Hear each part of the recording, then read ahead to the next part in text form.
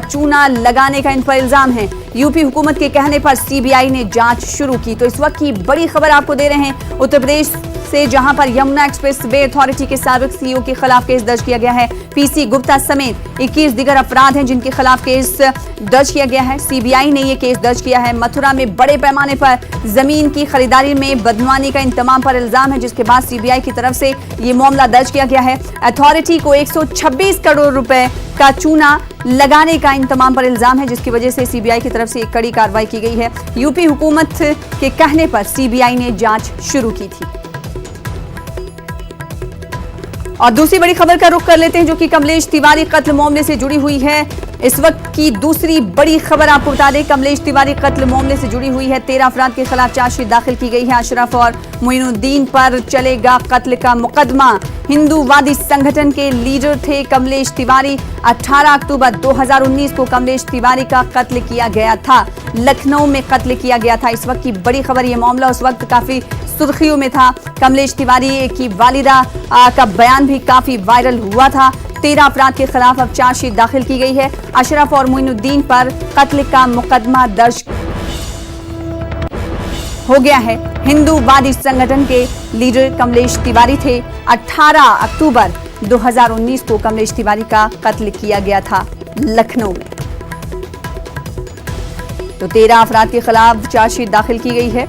कमलेश तिवारी कत्ल मामले में अशरफ और मोइनुद्दीन पर कत्ल का मुकदमा चलेगा। हिंदूवादी संगठन के लीडर कमलेश तिवारी थे, जिन्हें अक्टूबर 2019 को कत्ल किया गया था लखनऊ में। पूरी साजिश के तहत हमने देखा था कि इस कत्ल की साजिश रचने में अहमदाबाद से भी इसके तार जुड़े रहे और गुजरात में भी पुलिस की तरफ से छापेमारी की गई थी। और पूरे प्लानिंग के तहत जो मुलजिम हैं वो कानपुर में उन्होंने सिम भी खरीदा था, जिसके बाद पुलिस ने धीरे धीरे तार जुटाए और अब इस मामले में कार्रवाई ये हुई है कि अब 13 अफराद के खिलाफ चार्जशीट दाखिल की गई है।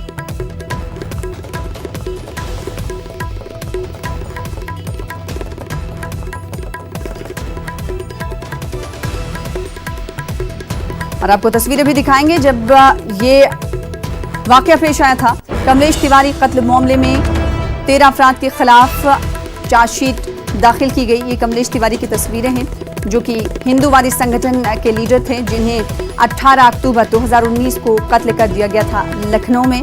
और जिसके बाद पुलिस की तरफ से मुख्तलिफ रियासतों में छापेमारी की गई और लखनऊ में कत्ल की साजिश रचने के तो जिस सीसीटीवी सामने फुटेज जो सामने आया था वो काफी हैरान कर देने वाला था, क्योंकि गुजरात में इन तमाम साजिशों का मंसूबा बनाया गया था। और जो कत्ल के इरादे से आए थे, उन्होंने कानपुर में जाकर एक मोबाइल की दुकान पर सिम भी खरीदा था, जिसके तार धीरे धीरे पुलिस ने जोड़े। और फिर इसके बाद अब ये खबर है कि 13 अफराद के खिलाफ इस मामले में चार्जशीट दाखिल की गई है।